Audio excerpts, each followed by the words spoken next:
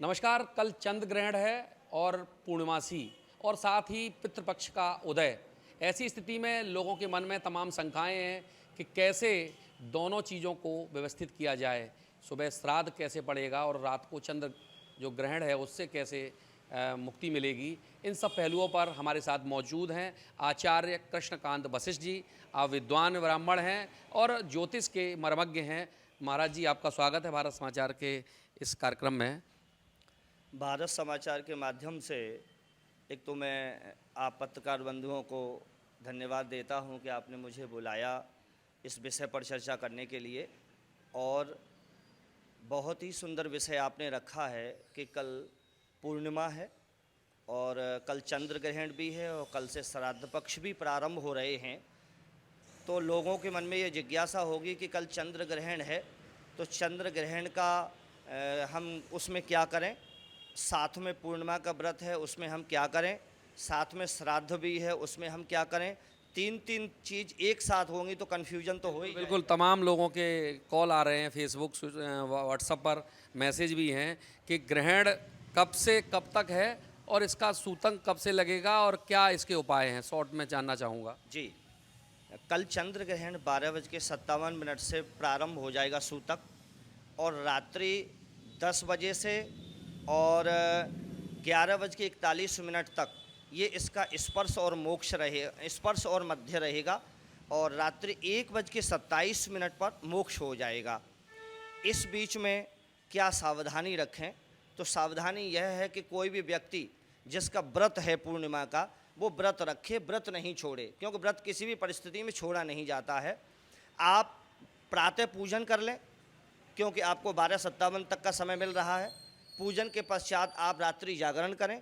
1:27 के पश्चात आप स्नान करें, चंद्र भगवान को जल ग्रहण कराएं और उसके पश्चात प्रातः स्नान के बाद पूजन के बाद व्रत खोल लें। जो लोग रात में सोते हैं बेचारे, कैसे जग पाएंगे रात को। जी, और जो व्यक्ति सोता रहेगा, सोने वाले व्यक्ति का व्रत मान्य नहीं होता है। ऐसा शास्त्रों में लिखा है कि व्रत के समय सोना नहीं चाहिए, व्रत खंडित हो जाता है। और ग्रहण के समय भी सोना नहीं चाहिए। यदि आप सोते रहेंगे तो ग्रहों का प्रभाव आपके ऊपर नकारात्मक पड़ेगा। उससे आपका स्वास्थ्य, आपका वैभव, आपका यश, आपका व्यापार, आपकी नौकरी और आपको तनाव और नेगेटिविटी बढ़ेगी। इसलिए चंद्र ग्रहण के समय में आप गुरु मंत्र का जाप कर सकते हैं। अगर गुरु मंत्र का आपने दीक्षा नहीं ली है तो ऐसी स्थिति में चंद्र और राहु की युति एक साथ हो रही है तो आप ओम सोम सोमाय नमः चंद्र का जाप कर सकते हैं और ओम नमः शिवाय भगवान भोलेनाथ का जाप कर सकते हैं और भगवान श्रीमन नारायण जी के मंत्र का ओम नमो भगवते वासुदेवाय इसका जाप कर सकते हैं। ओम कृष्णाय वासुदेवाय हरये परमात्मने प्रणतः क्लेशनाशाय गोविंदाय नमो नमः इस मंत्र का जाप कर सकते हैं। और भोजन की बात जान लीजिए, जो बच्चे हैं, बूढ़े हैं, वृद्ध हैं, असहाय हैं, ऐसे लोग कुश और तुलसी दल पड़ा हुआ प्रसाद तो स्वीकार कर सकते हैं, परंतु जो स्वस्थ हैं, युवा हैं, जवान हैं, उन लोगों को ग्रहण के समय में तुलसी दल और कुश का पड़ा हुआ भी भोजन नहीं करना चाहिए। उनके लिए वर्जित है। वह सुबह 12:57 से पहले भोजन कर लें, रात्रि में 1:27 के बाद स्नान कर भगवान को जल देकर कुछ भी प्रसाद ग्रहण कर सकते हैं, कोई उसमें समस्या नहीं होगी। और 10 बजे जो लोग दवाइयाँ खाते हैं, जो लोग बीमार हैं, उनको बीच में डायबिटीज़ है तो उनको बीच में भोजन लेना है, तो कैसे वो ग्रहण का भी परहेज करें और अपने स्वास्थ्य का भी।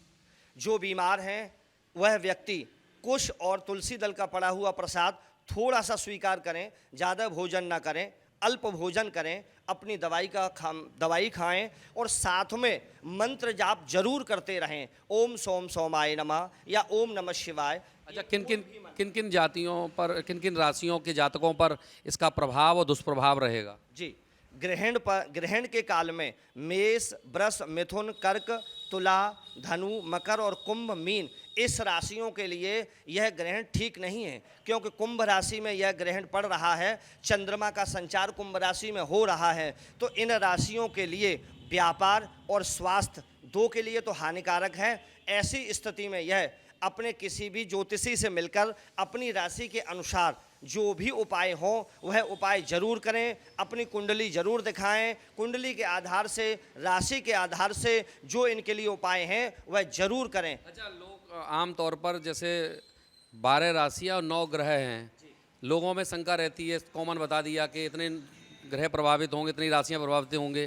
क्या ऐसा संभव है कि बिना ऐसे ही मान लेना कि मेरी राशि से मकर है तो मकर मेरे लिए दुष्प्रभावशाली होगा ग्रहण, या कुंडली के बाद पता चलता है? जी देखिए, जिस व्यक्ति का समय नहीं है, डेट ऑफ बर्थ टाइम नहीं है, उसे अपनी एक्चुअल राशि पता नहीं है, वह तो केवल और केवल जो औपचारिक नाम रखा गया है उस नाम से ही अपनी राशि को देखते हैं। पर मूलतः जो बोलने वाली राशि है उससे आप विवाह में औपचारिक उपयोग कर सकते हैं, बाकी दिशा देख सकते हैं, या कोई भी कार्य कर रहे हैं तो उसमें मुहूर्त देख सकते हैं, बशर्ते आप अपने जीवन शैली के लिए, अपने व्यापार की वृद्धि के लिए, अपने स्वास्थ्य के लिए, अपने वैवाहिक जीवन के लिए, अपनी आयु के लिए यदि देख रहे हैं तो जन्म राशि ही प्रधान होगी। और जन्म राशि डेट ऑफ बर्थ टाइम से आपकी जन्म राशि से पता चलेगी। अगर कुंडली नहीं है तो उसका पता चल पाना असंभव है। कुंडली के कुछ भी सोच लेना, तो ये दर्शकों के लिए एक संदेश भी है, ये ना सोच लें कि 12 राशियों में करोड़ों लोग रहते हैं, उनकी राशियां हैं तो सबके लिए दुष्प्रभाव होगा, कुछ के लिए होगा। और ज्योतिषी से संपर्क करके वो राशियों को अपने हिसाब से कुंडली के माध्यम से दिखवा लें। ये और जानना चाहेंगे देश और विदेश के लिए क्या इसका व्यापार पर प्रभाव पड़ेगा, देश की नीतियों पर क्या प्रभाव पड़ेगा इस ग्रहण का, अच्छा रहेगा या बुरा? ये बता दूं, सिंह, कन्या, वृश्चिक राशि के लिए बहुत शुभ रहेगा। इन राशि वालों को भगवान शिव की आराधना करनी चाहिए, इनका व्यापार बढ़ेगा और इनके प्रमोशन होंगे, स्वास्थ्य अच्छा रहेगा, जिसका विवाह नहीं हुआ उसका शीघ्र विवाह हो जाएगा, कोई भी उलझा हुआ कार्य, कोई भी मुकदमा, सब में विजय प्राप्त होगी। और देश और विदेश के लिए यह वर्ष मंगल की है। और यदि कुंभ राशि में चंद्र और राहु एक साथ युति करते हैं, ऐसी स्थिति में न तो देश के लिए शुभ है न विदेश के लिए शुभ है।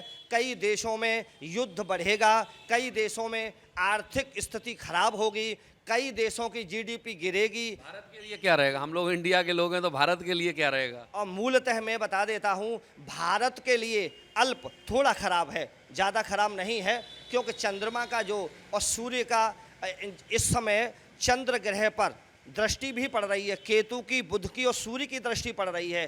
तो केतु, बुध और सूर्य की दृष्टि पड़ने से हमारे भारत देश के लिए यह ज़्यादा अशुभ नहीं होगा। थोड़ा प्रभाव पड़ेगा व्यापार पर, थोड़ा विदेश नीति पर तनाव जरूर पड़ेगा, लेकिन भारत की विजय होगी, भारत की जीडीपी बढ़ेगी, भारत का व्यापार बढ़ेगा। भारत के लिए बहुत कष्टकारी नहीं है।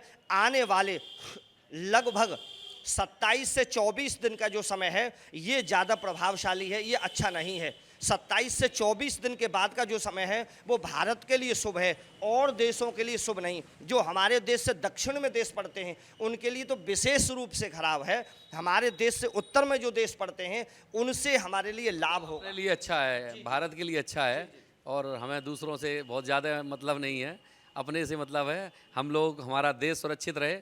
अच्छा, जो तमाम दर्शक देख रहे हैं भारत समाचार के, वो आपसे संपर्क करना चाहें या कुंडली डिस्कस करना चाहें, कोई संपर्क नंबर सूत्र बताएं जिससे लोगों की मदद हो सके। और मैं बता दूं, आचार्य कृष्णकांत वशिष्ठ उर्फ टीकाराम जी, श्री सत्यनारायण मंदिर, घंटाघर, खिड़की में अंदर। मैं नीचे मंदिर में भी बैठता हूं और मंदिर के ऊपर मेरा ऑफिस है, वहां भी बैठता हूं। सुबह 9 से 2 बजे तक बैठता हूं और शाम को 5 बजे से 8 बजे तक बैठता हूं। मेरा मोबाइल नंबर है 96 90 77 48 42 63 966 17024। इस नंबर से फ़ोन करके ही आएँ, क्योंकि कभी मुझे बाहर भी जाना पड़ता है। इस वजह से आप कभी भी आएंगे, आपकी जो सेवा होगी मैं अवश्य करूँगा। धन्यवाद। तो ये थे पंडित टीकाराम शास्त्री जी, ज्योतिष पर ग्रहण का प्रभाव और देश की आर्थिक व्यवस्था पर क्या रहेगा असर, इन सब पहलुओं पर चर्चा किया। आप देख रहे हैं भारत समाचार, मेरे साथ मौजूद हैं सूरज वर्मा। भारत समाचार के इस कार्यक्रम में आप सभी का बहुत बहुत धन्यवाद। सत्यमेव जयते।